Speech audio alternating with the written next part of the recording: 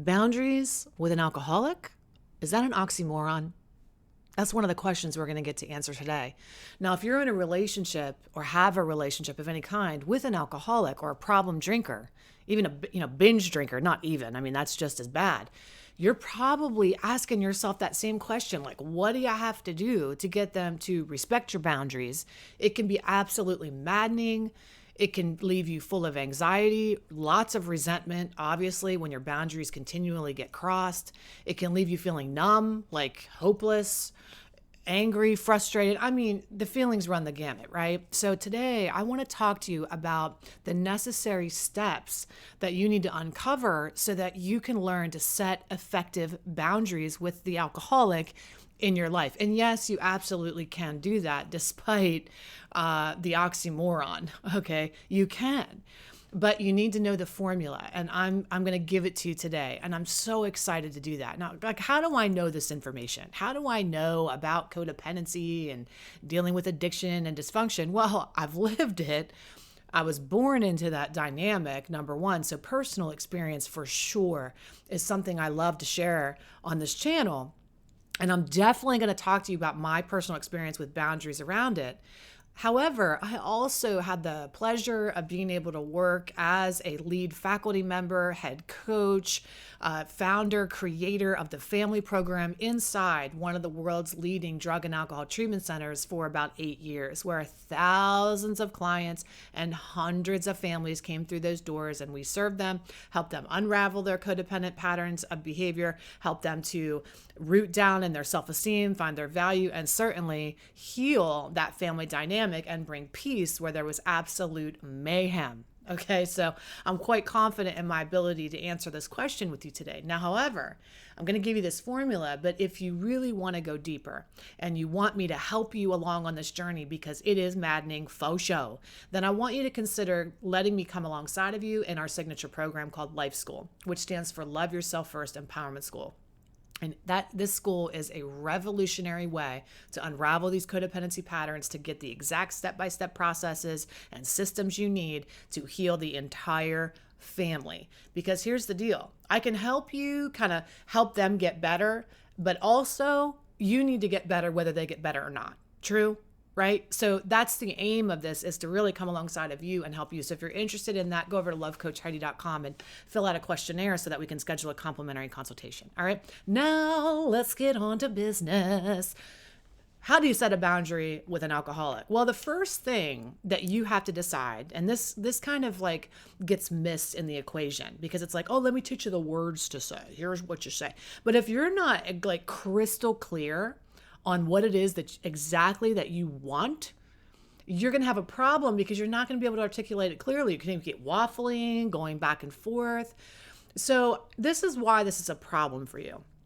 You are in survival mode, and you are so used to looking out for everybody else and just trying to keep things normal, or whatever the hell that is, okay, that you don't have a pause to think to yourself, well, what is it that I actually want outside of, I just want peace and sanity, which, honey, by the way, is the bare minimum. Peace and sanity is the bare minimum. But actually getting underneath the hood and say, well, what do I really want? What kind of a relationship do I want? Now, in order for you to get there, the first thing you need to do is actually decide what you're no longer willing to settle for or tolerate. Now, when my students and clients go through my program, we dedicated a whole month just to figuring out exactly what it is that we want and exactly what we're no longer willing to tolerate, because we need to like pause and really meditate on that and understand. But let's just do it now. Let's say, what is your come to Jesus moment? What are the things in your family dynamic that are just unacceptable for you, that you're just unwilling to settle for anymore? Is it that you're unwilling to settle for or tolerate when they go absolutely off the rails? Okay, that's a no-brainer, right? But what about any substance use in your house at all? Or what about any lying or manipulating? What about, the little nuanced things that aren't just like, hey, if you're like shit-faced falling down the stairs, that's not okay. Because by the time they get to falling down the stairs, I mean, we're a little late to the game here, right? Boundaries need to come way before that. In fact, I remember one time I was working at one of my first jobs when I decided I really loved the field of psychology was at a residential treatment facility for emotionally disturbed kids. And these kids were like a step away from a juvenile detention center. They were kids that were acting out, 7 to 18. They lived there. They lived on the campus, and I was there with them. Bear with me. This is an important point.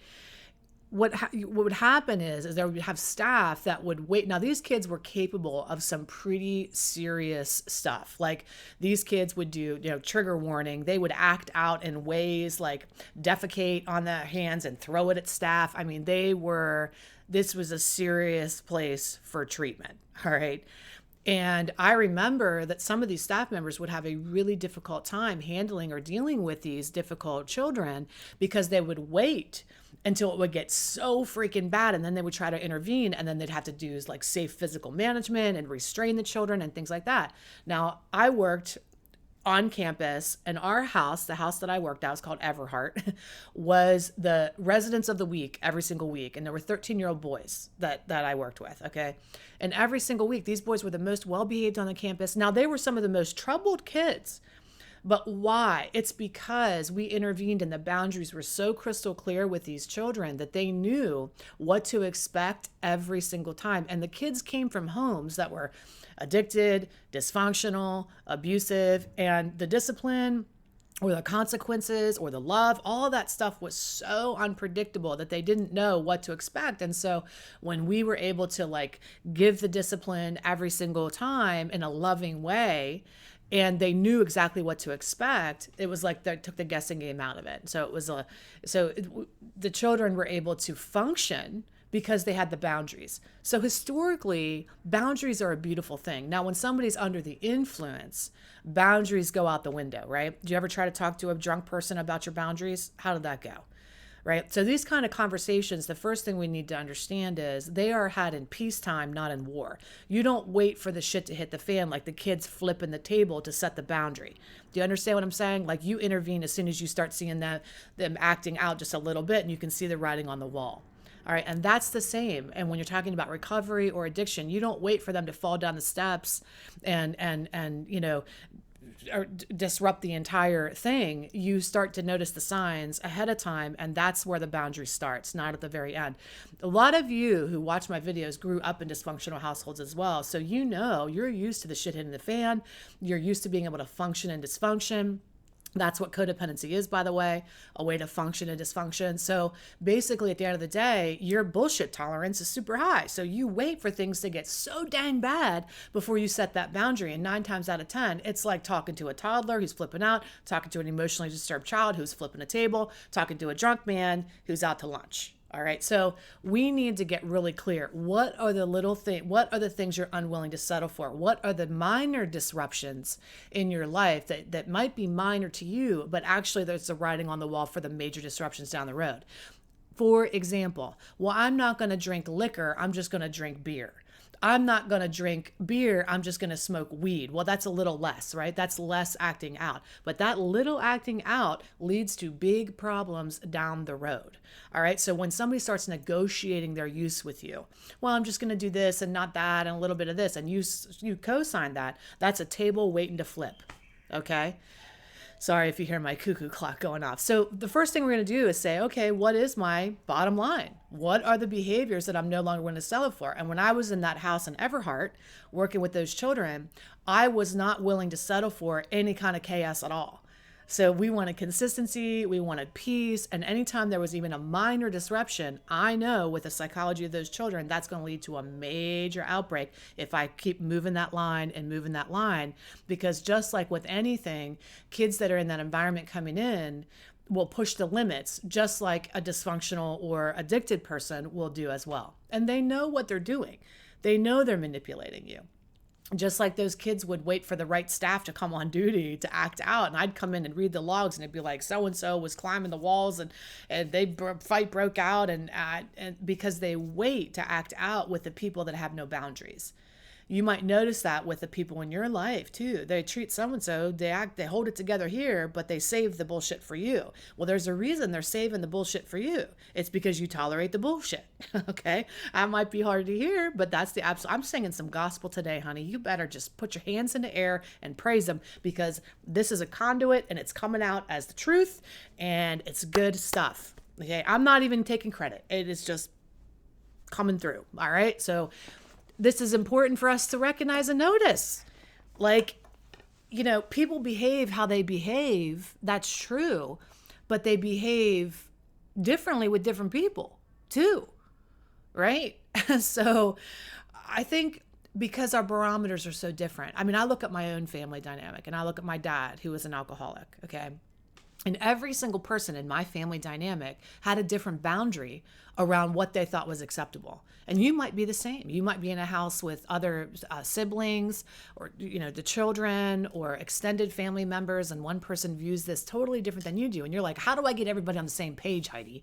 How do I get everybody to have that same boundary with the alcohol? Well, you don't. You don't get everybody to have the same boundary, but you get really clear about your own, and you do what you need to do to enforce your own boundaries. So, without going into too much detail, I had one sibling who would take my dad drunk. Didn't matter, right? So the sibling would interact with him and sit with him and smoke cigarettes on the porch while he was 3 sheets to the wind, and it didn't impact that sibling in any way whatsoever at all. Just accepted him the way he was.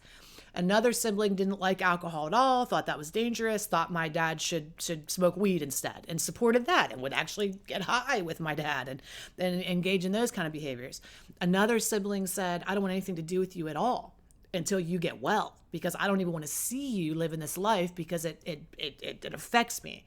I had another person in the family dynamic who would just accept him and love him however he was too, and even sometimes help him be drunk. Okay. And then my boundary was, I love you and I want to be with you, but when you're drunk, that behavior does not work for me. It triggers me up, especially when I quit drinking 12 years ago. It really triggered me up. All right. And that's a whole nother story. So I would say to him, hey, I want to be with you, but as soon as you start to drink, that's going to be my cue to leave. Now, would it bother me? Sure. When I was younger, I would say, well, you're allowing him to drink with you and you're teaching him it's okay. An alcoholic doesn't drink because you give him permission or not. An alcoholic drinks and you decide how you want to experience the alcoholic, right? That's what I'm saying is, like, if my dad knew that, hey, this sibling will sit with me for hours and drink, well, that's the behavior he's going to engage in. He's also going to know that this person, me, is going to say, I don't want to be around you when you're drunk. It doesn't mean he's not going to drink. See, it doesn't mean that the kids aren't going to act out because Miss Heidi's there. All right. But what's going to happen is, if they do act out, this is what they can expect from me. So it does mitigate the behavior a little bit, but more than that, it protects me from being exposed to the behavior, which is something that I have to take responsibility for. Now, you might say, well, I don't have that luxury. They live in the house and so co-signs their behavior. Well, you always have a choice. All right. And when you work with me, you get to really understand that you're not stuck. Even if you think you're stuck, all stuck is you're forgetting your options. You're not seeing clearly your choices. You're in a paradigm, and you need to be broken free from that paradigm so that you can see things from a different perspective. And that's what a miracle is sometimes. It's just looking at it through new eyes, being able to see your situation a little differently so that the options open up for you. And they can, and they do, whenever you're willing to do the work. Now, a lot of the time, we don't come to these videos to really learn how to set a boundary. We're really wondering, how do you fix this person? If we can be honest, if we could just be real with each other here. Don't you watch these videos and say, I want to learn to set the boundaries so they fucking shape up, so they stop that crazy behavior. But that's not a boundary. That's an ultimatum, and ultimatums don't work. Hey, if you keep acting like a jerk, I'm going to go, but you never go. A boundary is a jerk, and you're going to act like a jerk, and I'm going to go. It's learning the difference between those two things. So the first thing is deciding what you don't want anymore. What jerky behavior, what thing are you unwilling to subject yourselves to anymore?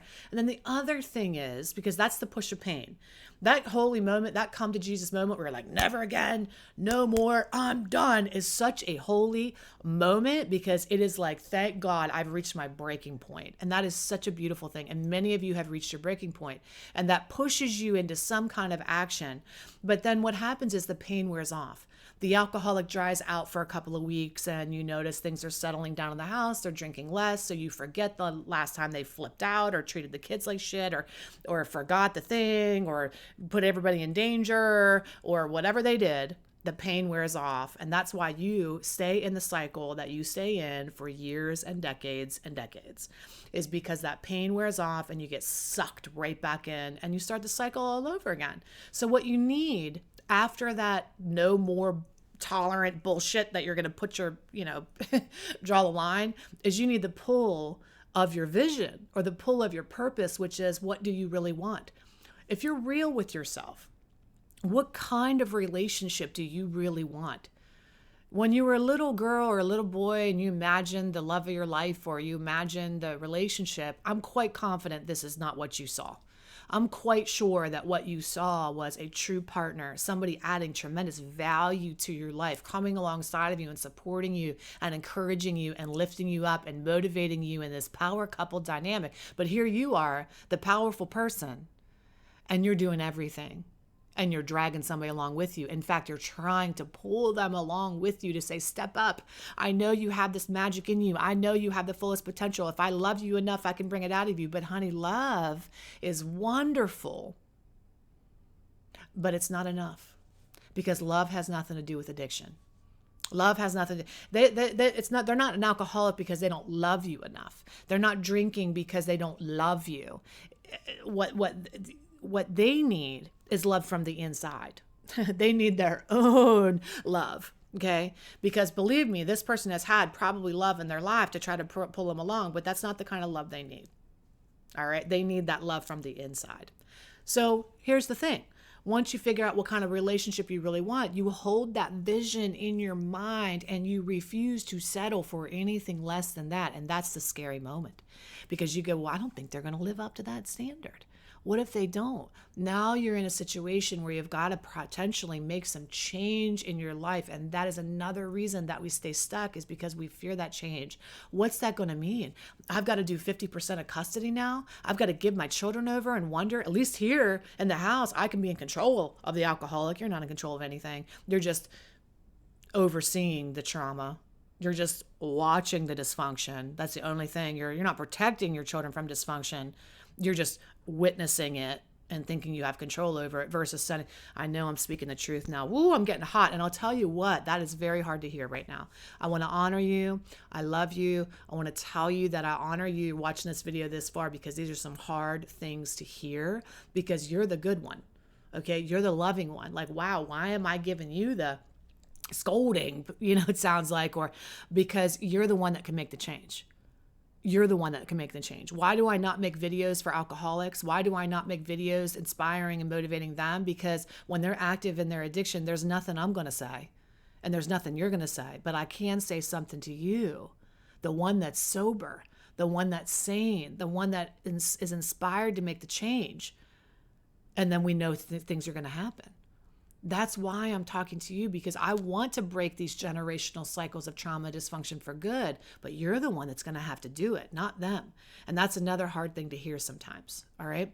So after you know what you're no longer willing to settle for or tolerate, and you set your standard for what you really want, now you've got to do the damn thing. And this is where the boundary formula comes into play, and how to set that boundary and the words to use. But I'm going to tell you something. If you do not have a boundary set within your heart, and your heart and mind are aligned, and you know what you want, any formula you use, any words you say, you might as well speak another language. It's not going to work anyway, because you're never going to follow through, because you aren't aligned. And that's the work that we get to do, is to help you align in your spirit, in your mind, in your psychology, in your emotions with the thing that you want and truly deserve. And 9 times out of 10, this isn't the first time you've held yourself back from having the real, true happiness and love you deserve, because your motto has been, probably for a very long time, suck it up, buttercup. What if you didn't have to do that anymore? What if you weren't the sacrificial lamb and didn't have to have a black belt in suffering anymore? What if you actually do get to be happy? What if you actually do get to have a partner? What if you actually do, but there's some unraveling we need to do, because there's a reason that you're in this dynamic to begin with. Now, this is the truth. I'm spitting it at you because I want you, it's not for everybody. But if you're here this far, we're almost 20 minutes in. If you're here right now, you're ready to make change, because you're hearing the truth and you're not running away. You didn't click out. Oh God, who does she think she is telling me this shit? You're still here. So if you're still here, what I know for sure is you're ready to take the next step and make some real lasting change in your life. And I want to be the person to help connect you to that, connect you to what you know from within, connect you to your ultimate power, connect you to your ultimate vision and purpose in your life. All right? I love you so much.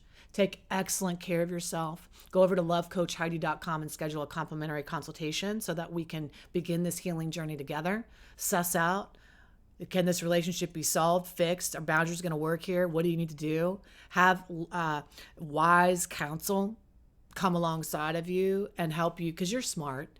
You know a lot of this stuff, but sometimes you need somebody else to come alongside of you and help you shift your perspective. All right? And that's what I can do for you. I love you. Take excellent care. I'll see you really soon. Go over to lovecoachheidi.com, schedule a complimentary consultation.